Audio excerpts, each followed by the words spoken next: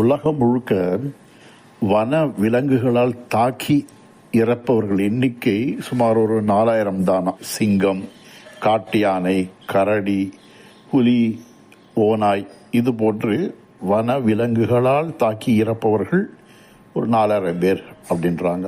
வெறி நாய் கட்டிச்சு இறப்பவர்கள் ஒரு 45,000 பேர் 50,000 பேர் இருக்குன்னு சொல்றாங்க. அப்போ அதிக எண்ணிக்கையில யாரால் இறக்குறாங்க தெரியுமா? எதனால் இறக்குறாங்க தெரியுமா? கொசு கடியால் இறப்பவர்கள் தான் அதிகம். ஆண்டுக்கு 10 லட்சம் பேர் கொசுவால் இறக்கிறார்கள் என்றுதான் ஒரு ஆராய்ச்சி சொல்கிறது. கொஞ்சம் யோசிச்சு பாருங்களேன்.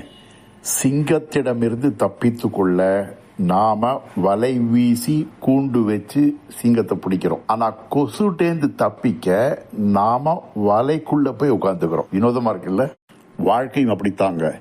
மிக பெரிய பிரச்சனை வந்துச்சுன்னா நம்ம கவனம் முழுக்க அதில் போய் அந்த பிரச்சனை எப்படியாவது சால்வ் பண்ணணும்னு பாடுபடுவோம். ஆனா நமக்கு எரிச்சல் கொடுக்கறது, நம்ம பலவீனப்படுத்துகிறது, நம்மை சுயமிழக்க செய்வதுன்னா கொசு மாதிரி இருக்கிற சின்ன சின்ன பிரச்சனைகள் தான். அன்றாடம் இருக்கின்ற இந்த கொசு தொல்லைகள் தான் நம்மை பலவீனப்படுத்துகிறது.